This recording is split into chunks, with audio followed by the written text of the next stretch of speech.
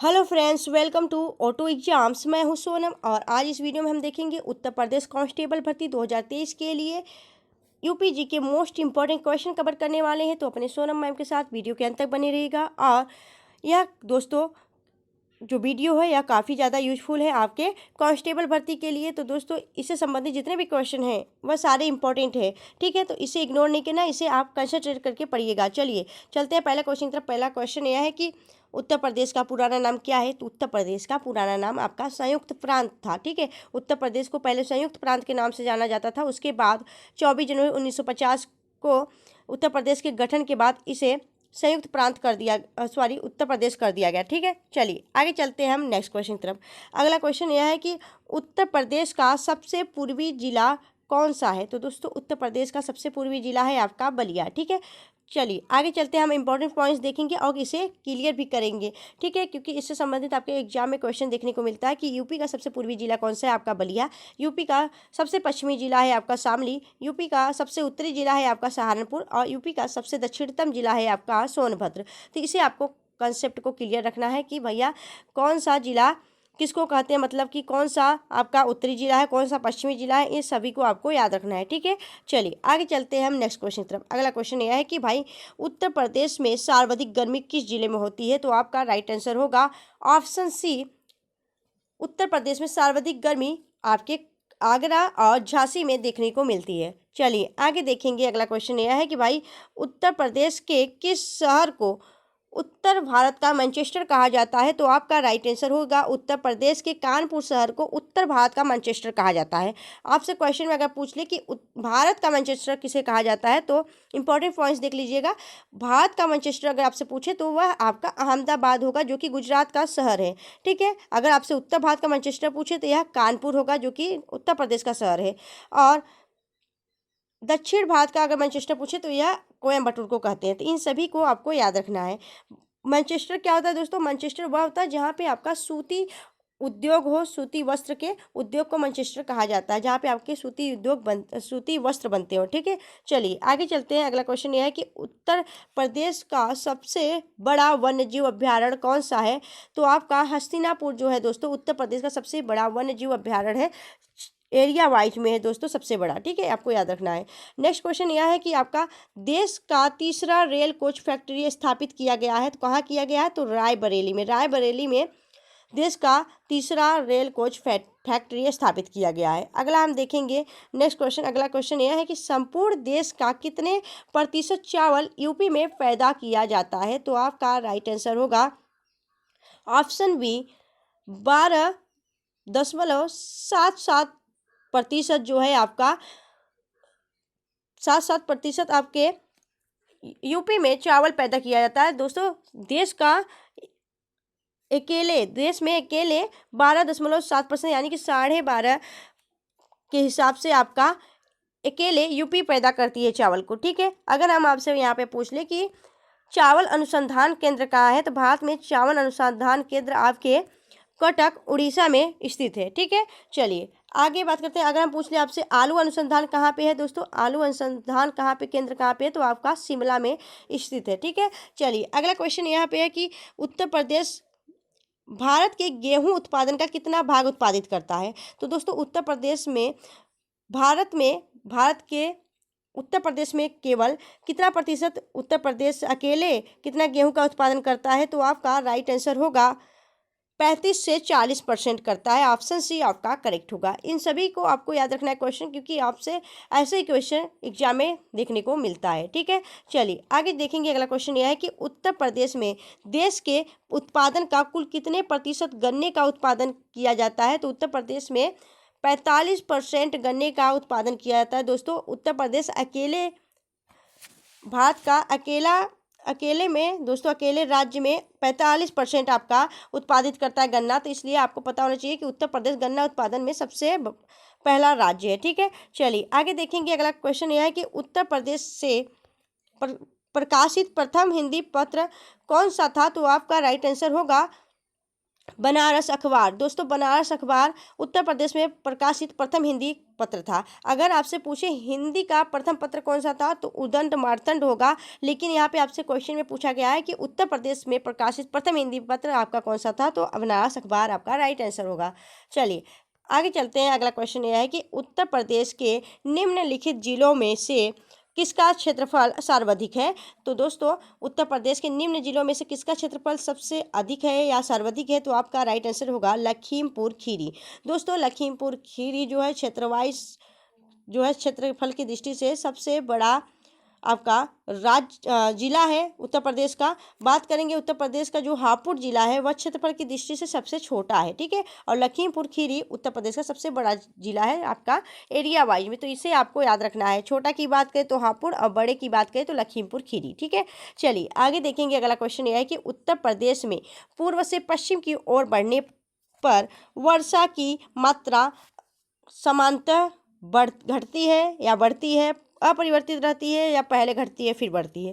तो आपको पता होना चाहिए कि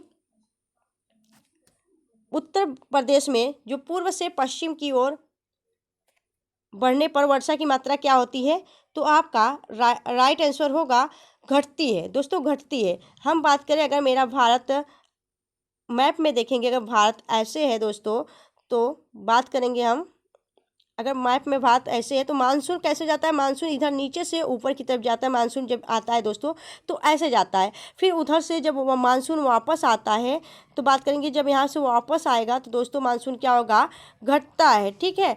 तो हमें पता होना चाहिए कैसे दोस्तों कि पूर्व इधर होगा, इधर पश्चिम होगा, इधर उत्तर होगा, इधर दक्षिण होगा, ठीक है। तो यहाँ पे क्या दिया गया है दोस्तों, उत्तर प्रदेश में पूर्व से पश्चिम की ओर बढ़ने पर वर्षा की मात्रा समानतः क्या होगी, घटती है, ठीक है। घटती आपका राइट आंसर होगा, क्योंकि इधर आपका जो बंगाल की खाड़ी है, सुंदरवन डेल्टा है, इधर से आपका जो मानसून रहेगा तो इधर आपका उत्तर प्रदेश पड़ता है, तो इधर से जाते वक्त आपका मानसून क्या होता है, घटता है, ठीक है। वर्षा की मात्रा क्या होती है, घटती है। चलिए आगे चलते हैं अगले क्वेश्चन की तरफ। अगला क्वेश्चन यह है कि जौनपुर नगर की स्थापना किसने की। तो दोस्तों जौनपुर नगर की स्थापना किसने की है, तो आपका राइट आंसर होगा फिरोज शाह तुगलक। दोस्तों फिरोज शाह तुगलक जो थे उन्होंने जौनपुर नगर की स्थापना की है। और जौनपुर को हम किस नाम से जानते हैं, किस उपनाम से, तो जौनपुर शहर को हम सिराजे ए हिंद के नाम से जानते हैं।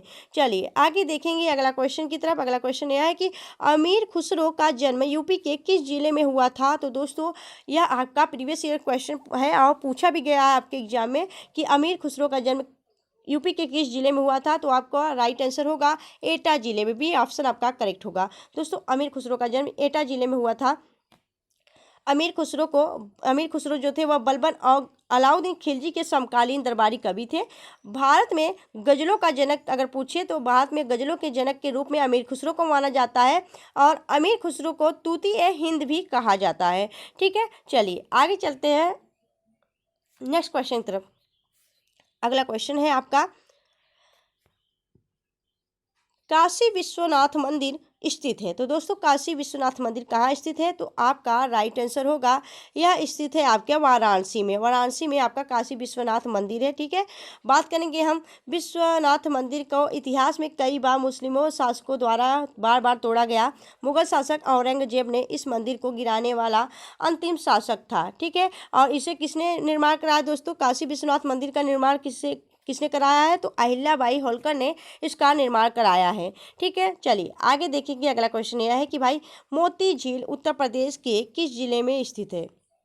तो दोस्तों मोती जो है आपका झील किस आगरा के किस जिले में स्थित है, तो आपका राइट आंसर होगा यह आपके कहाँ पे स्थित है दोस्तों, तो कानपुर में। मोती झील जो है आपके कानपुर में स्थित है, ठीक है। चलिए आगे चलते हैं हम नेक्स्ट क्वेश्चन की तरफ। अगला क्वेश्चन यह है कि उत्तर प्रदेश की सबसे बड़ी झील कौन सी है। तो उत्तर प्रदेश की सबसे बड़ी झील कौन सी है, तो आपका राइट आंसर होगा ऑप्शन सी गोविंद वल्लभ पंत सागर झील जो है वह उत्तर प्रदेश की सबसे बड़ी झील है। बात करेंगे इंपॉर्टेंट पॉइंट्स ये है कि गोविंद बल्लभ पंत सागर भारत की सबसे बड़ी कृत्रिम झील है जो उत्तर प्रदेश में सोनभद्र जिले में है स्थित है। और राजस्थान के उदयपुर जिले में बात करें स्थित देवर झील जो है भारत की दूसरी सबसे बड़ी कृत्रिम झील है। तो दोस्तों अगर हम बात करेंगे सबसे बड़ी कृत्रिम झील भी भारत की बात करें और उत्तर प्रदेश की बात करें तो आपका गोविंद बल्लभ पंत सागर झील होगा।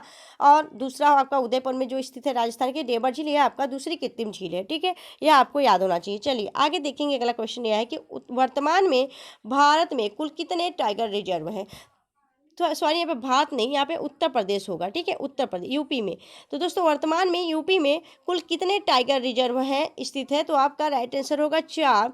ऑप्शन 4 आपका करेक्ट होगा। दोस्तों यूपी में कितने टाइगर रिजर्व हैं, 4 हैं।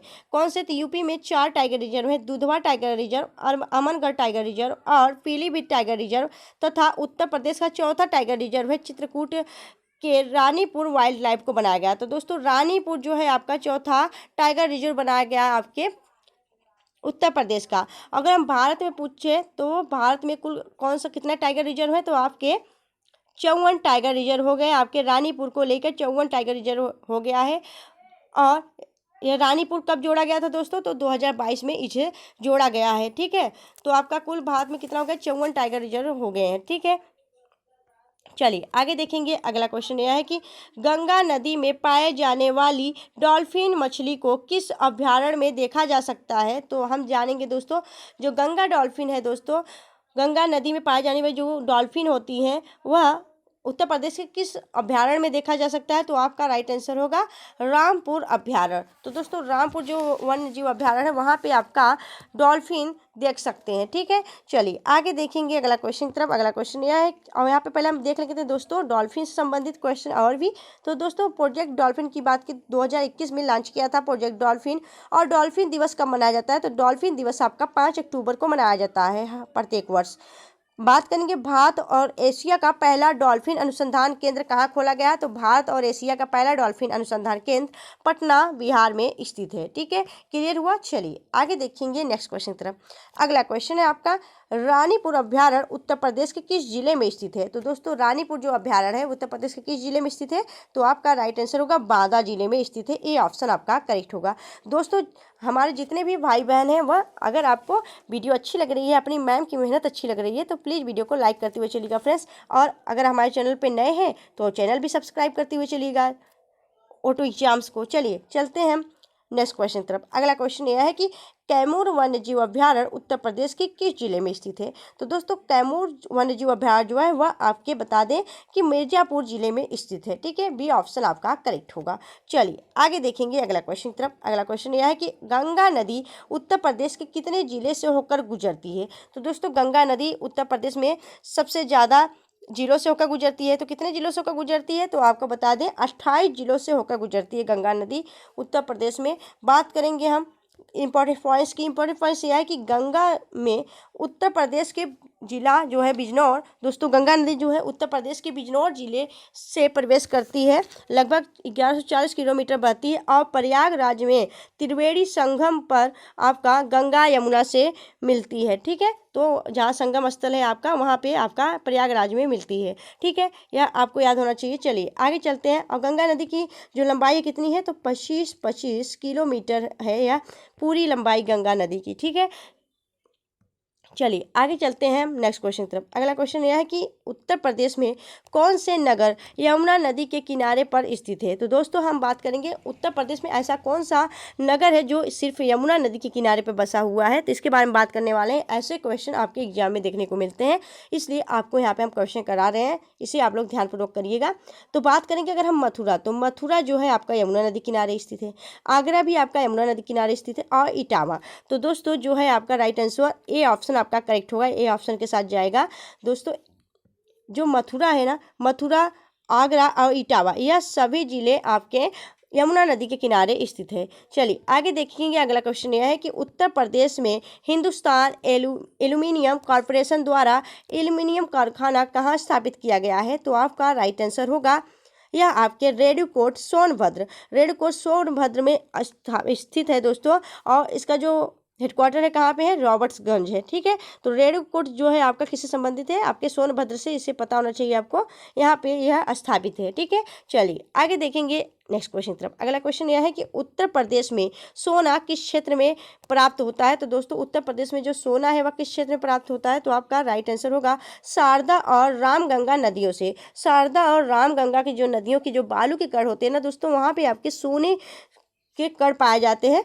तो आपका सोना यहाँ पे पाया जाता है, आपको पता होना चाहिए। ठीक है, अब ये नहीं पढ़ते पढ़ते आपको सोने नजर आने लगे, अब चल दे हम सोने की तलाश में झोले लेके। ठीक है, चलिए इसे नहीं करना है, आपको पढ़ना है ध्यानपूर्वक। चलिए आगे चलते हैं नेक्स्ट क्वेश्चन की तरफ। अगला क्वेश्चन यह है कि देश का सर्वाधिक ताप विद्युत उत्पादक गृह उत्तर प्रदेश के किस स्थान पर है। तो आपका राइट आंसर होगा सिंगरौली। सिंगरौली आपका करेक्ट आंसर होगा। ताप विद्युत का मतलब क्या है दोस्तों, जहाँ पे आपके कोयले से विद्युत बनाया जाता है, तो वहाँ की बात कर रहे हैं, तो आपका क्या कौन सा ऑप्शन सही होगा, सिंगरौली होगा आपका करेक्ट आंसर। ठीक है, चलिए आगे चलते हैं हम नेक्स्ट क्वेश्चन तरफ। अगला क्वेश्चन यह है कि उत्तर प्रदेश में राष्ट्रपति शासन कितनी बार लगा है। तो बात करेंगे हम दोस्तों उत्तर प्रदेश में राष्ट्रपति शासन वह कितनी बार लगा है। तो आपका राइट आंसर होगा सर्वाधिक बार आपका 10 बार लगा है, सबसे ज़्यादा आपका उत्तर प्रदेश में ही लगा है। ठीक है, कितनी बार, 10 बार।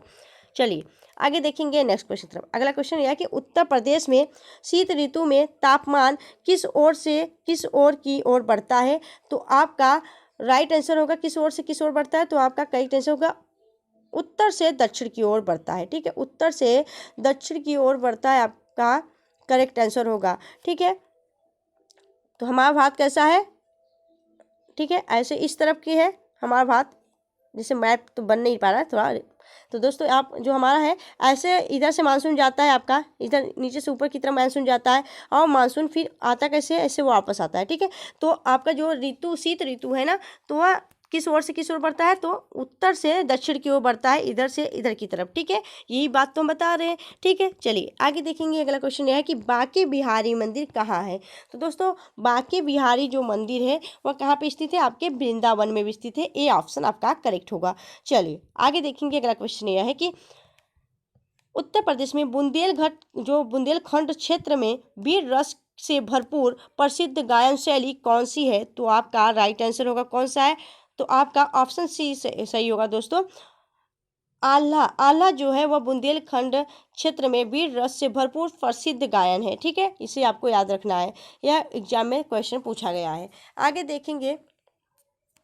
देखेंगे अगला क्वेश्चन यह है कि उत्तर प्रदेश में लोकसभा हेतु निर्वाचित सदस्यों की संख्या कितनी होती है। तो दोस्तों बात करेंगे हम, तो आपका राइट आंसर होगा 80 जो है आपके लोकसभा हेतु निर्वाचित सदस्यों की संख्या है। ठीक है, चलिए आगे देखेंगे। अगला क्वेश्चन यह है कि बिरहा, आल्हा, रसिया आदि लोकगीतों की परंपरा किस प्रदेश में पाई जाती है। तो आपका राइट आंसर होगा, यह सब किससे संबंधित है, आपके उत्तर प्रदेश से संबंधित। उत्तर प्रदेश से संबंधित है आपके बिरहा, आल्हा, रसिया, जिसमें से आपका सबसे ज़्यादा सर्वाधिक प्रसिद्ध है आपका आल्हा। ठीक है, यह सभी आपके उत्तर प्रदेश से संबंधित है। चलिए आगे देखेंगे। अगला क्वेश्चन यह है कि गोस्वामी तुलसीदास को समर्पित तुलसीदास मानस मंदिर प्रदेश में कहाँ स्थित है। तो आपका राइट आंसर होगा वाराणसी में। दोस्तों वाराणसी में गोस्वामी तुलसीदास को समर्पित मंदिर गोस्वामी तुलसीदास मानस मंदिर आपका वाराणसी में स्थित है। ठीक है, वाराणसी यानी कि आपका वाराणसी जो है आपके घाटों के शहर के रूप में भी प्रसिद्ध है, और नदियों के रूप में भी प्रसिद्ध है, और प्राचीन नगर के रूप में भी प्रसिद्ध है आपका क्या, वाराणसी। ठीक है, चलिए आगे चलते हैं। अगला क्वेश्चन यह है कि प्रसिद्ध चंद्रिका देवी का मंदिर उत्तर प्रदेश के किस जिले में स्थित है। तो आपका राइट आंसर होगा लखनऊ। लखनऊ में दोस्तों प्रसिद्ध आपकी चंद्रिका देवी मंदिर है। ठीक है, चलिए आगे देखेंगे अगले क्वेश्चन की तरफ। अगला क्वेश्चन यह है कि शहीद मेले का आयोजन उत्तर प्रदेश में प्रतिवर्ष कहाँ पर किया जाता है। तो बात करेंगे शहीद मेले का, तो शहीद मेला जो है आपके मैनपुर से संबंधित है। मैनपुरी में आपके शहीद मेले का आयोजन किया जाता है। आगे देखेंगे अगले क्वेश्चन की तरफ। अगला क्वेश्चन यह है कि प्रदेश में कबीर मेले का आयोजन किस स्थान पर किया जाता है। तो जो कबीर मेला है दोस्तों वह आपके बस्ती जिले के मगहर नामक स्थान पर कबीर मेले का आयोजन किया जाता है, यह आपको पता होना चाहिए। ठीक है, चलिए आगे देखेंगे अगले क्वेश्चन की तरफ। अगला क्वेश्चन यह है कि भैया हिंदू मुस्लिम एकता का प्रतीक सुलह कुल उत्सव प्रदेश में कहाँ मनाया जाता है। तो बात करेंगे हम आगरा ताज नगरी। तो यहाँ पे दोस्तों आपके हिंदू मुस्लिम एकता का प्रतीक सुलह कुल उत्सव मनाया जाता है। आगे देखेंगे नेक्स्ट क्वेश्चन तरफ। अगला क्वेश्चन यह है कि उत्तर प्रदेश में चकबंदी कार्यक्रम कब प्रारंभ की गई? तो आपका राइट आंसर होगा 1954 में। ये ऑप्शन आपका करेक्ट होगा। दोस्तों चकबंदी का मतलब क्या होता है, जैसे कि हमारे यहाँ पे खेत है और हमारे यहाँ पे खेत है, तो दोस्तों थोड़ा यहाँ पे हमारा खेत है और दूसरा खेत कहाँ है, काफ़ी ज़्यादा दूर 5 किलोमीटर के रेंज में यहाँ पे है। तो दोस्तों जो दूर दूर खेतें होते थे ना, एक लोग के, एक आदमी के जो दूर दूर खेतें थे वही उसके पास लगा दिया जाता था कि भैया उन सभी खेतों को जोड़कर पास वाला खेत उनको दे दिया जाता था। ठीक है, तो चकबंदी का यही बात था और इसे उत्तर प्रदेश में 1954 में प्रारंभ की गई थी। यह क्वेश्चन आपके एग्जाम में पूछा गया है दोस्तों। इन सभी क्वेश्चन को आपको ध्यानपूर्वक पढ़ना है और याद भी रखना है। ठीक है, आगे क्वेश्चन देखेंगे हम। अगला क्वेश्चन यह है कि धर्मचक्र परिवर्तन में मुद्रा में बैठे जो दोस्तों धर्मचक्र परिवर्तन में मुद्रा में बैठे हुए भगवान बुद्ध की जो मूर्ति है, प्रतिमा है, उत्तर प्रदेश के किस संग्रहालय में सुरक्षित है? तो आपका राइट आंसर होगा पुरातत्व संग्रहालय सारनाथ।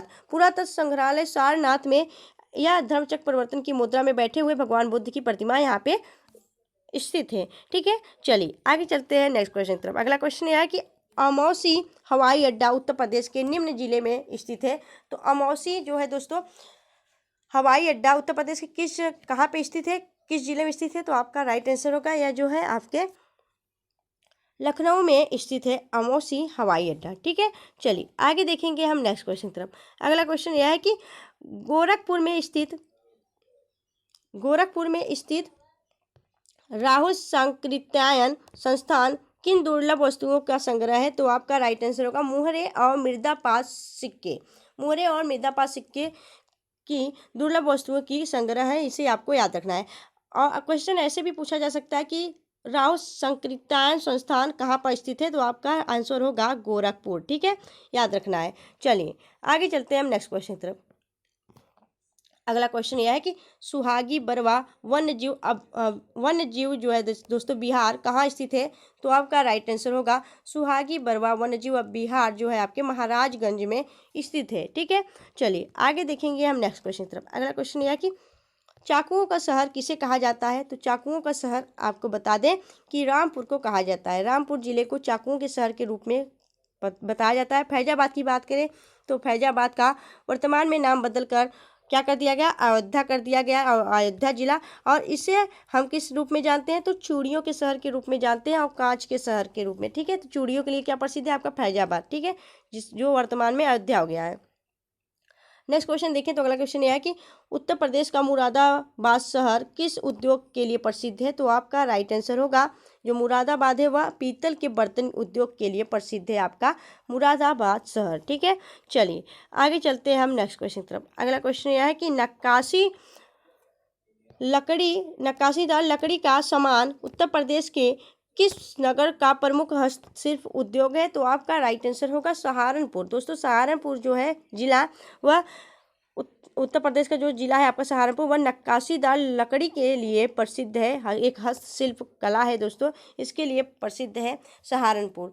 जैसे दोस्तों आप देखेंगे जो पुराने घर होते थे ना, पुराने जैसे दादा उदा के ज़माने की, तो उसमें जो थी आपके दरवाजे लगे होते थे ना, काफ़ी नक्काशी किए होते थे उस दरवाजे में, तो वह आपके ऐसे ही हस्तशिल्प उद्योग हैं आपके कहाँ के? सहारनपुर के। ठीक है, चलिए आगे चलते हैं। नेक्स्ट क्वेश्चन यह है कि उत्तर प्रदेश में किस रेलवे स्टेशन का नाम परिवर्तित करके बनास रेलवे स्टेशन किया गया है? तो आपका राइट आंसर होगा Manduadih railway station. Manduadih railway station का नाम बदलकर क्या कर दिया गया है? बनारस स्टेशन कर दिया गया है। ठीक है, चलिए आगे चलते हैं हम नेक्स्ट क्वेश्चन की तरफ।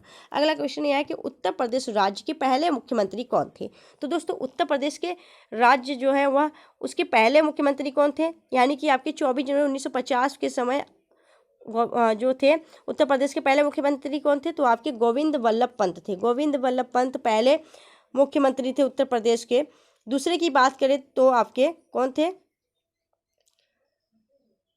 तो दूसरे के कौन थे आप हमें कमेंट में बताएंगे। उत्तर प्रदेश के पहले की बात करें तो गोविंद बल्लभ पंत थे। ठीक है, बात करेंगे 26 जनवरी 1950 को संयुक्त प्रांत के प्रधान गोविंद बल्लभ पंत राज्य के पहले मुख्यमंत्री बने थे। ठीक है, यह आपको पता होना चाहिए। अब बात करेंगे अगर हम सुचेता कृपलानी की। सुचेता कृपलानी कौन थी, तो यह आपको बता दें जीबी कृपलानी की पत्नी थी। और यह जो सुचेता कृपलानी है, इन्होंने पहले मुख्यमंत्री महिला, अगर बात करें यूपी की पहली महिला मुख्यमंत्री, तो आपको बता दें सुचेता कृपलानी। अगर बात करें भारत की पहली मुख्यमंत्री कौन है, तो भारत की भी बात करें, भारत की और उत्तर प्रदेश की पहली महिला मुख्यमंत्री आपकी सुचेता कृपलानी ही थी। ठीक है, चलिए आगे चलते हैं नेक्स्ट क्वेश्चन तरफ। अगला क्वेश्चन यह है कि उत्तर प्रदेश की राजधानी लखनऊ किस नदी के किनारे स्थित है, तो आपका राइट आंसर होगा गोमती नदी के किनारे स्थित है। उत्तर प्रदेश की राजधानी लखनऊ गोमती नदी के किनारे स्थित है। गोमती नदी जो है उत्तर प्रदेश राज्य के पीलीभीत जिले के समीप स्थित गोमत ताल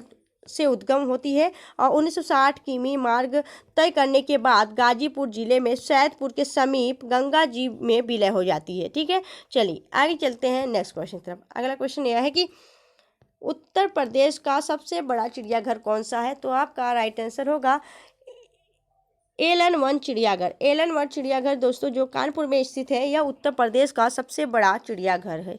ठीक है, चलिए आगे चलते हैं नेक्स्ट क्वेश्चन तरफ। अगला क्वेश्चन यह है कि उत्तर प्रदेश का सबसे अधिक साक्षर जिला कौन सा है, तो आपका राइट आंसर होगा उत्तर प्रदेश का सर्वाधिक यानी साक्षर जिला जो है आपका गौतम बुद्ध नगर है। और बात करेंगे हम 2011 में जनगणना के अनुसार उत्तर प्रदेश के सबसे अधिक साक्षर जिला गौतम बुद्ध नगर है और गौतम बुद्ध नगर की साक्षर दर कितनी है, 80.1% है, रिकॉर्ड की गई है। उत्तर प्रदेश का सबसे कम साक्षर वाला जिला जो है आपका श्रावस्ती है। ठीक है, चलिए आगे चलते हैं हम नेक्स्ट क्वेश्चन तरफ।